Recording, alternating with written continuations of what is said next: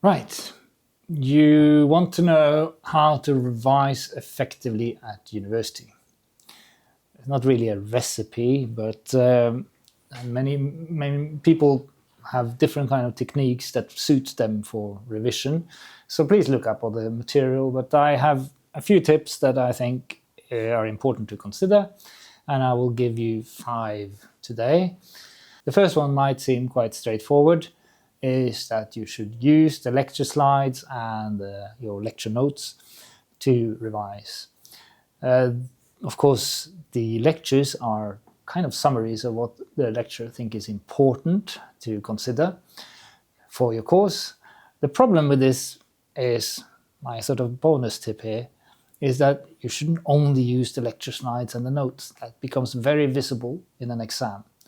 You need to sort of figure out what else can you do to build on this knowledge and make it a bit more sort of in-depth. And that leads me to tip 2, which at the minimum you need to know and read the essential readings. So I would do this for all the weeks or all the topics that you do in your course, in order to make sure that you have something to say about any question if there's an exam coming up. So read the essential readings, and the best thing, as I've said before, in terms of hitting the ground running at university, you can click on this video up here, is that you should do these before each lecture. My bonus tip here would be to not only read the essential readings, but find some topics, not all topics, maybe, but find some that you want to sort of specialize in. Yeah. Then on those topics, look at the sort of wider readings, the recommended readings, etc., and get into those, your teeth into those, and understand those, and make some notes on those as well. And you have some topics that you can maybe elaborate more on an exam, especially if there's sort of extended questions that you get, and choice of extended questions that you get on the exam. My top tip 3 is to write summaries. So you have lots of readings and articles on your reading list. Writing a summary of them will sort of focus your mind and make you sort of try to understand the crux of the argument that is presented to you. And it also gives you a nice little compact resource to revise and re-look at when you are closer to the exam.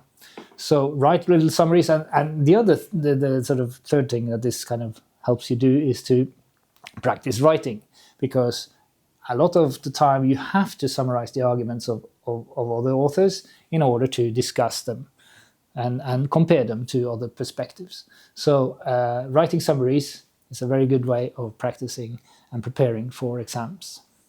My top tip number 4 is, after a long day of revision, the next day when you wake up fresh in your head, I would recommend looking through what you revised the day before. Our brains are not sort of built to sort of remember everything by reading it once. So repetition is something that makes it easier to remember. So going through quickly, reading through, skimming through what you did the day before will hopefully make you remember this better. Top tip 5 is maybe the most important one, and something that is rarer than it should be. Use your fellow students. Discuss the course content with others. Because, well, if you look at the sort of educational theorists, like you can look up Vygotsky or Bandura, they're saying that learning is social. It's something we do in interaction with others. And we learn better if we interact.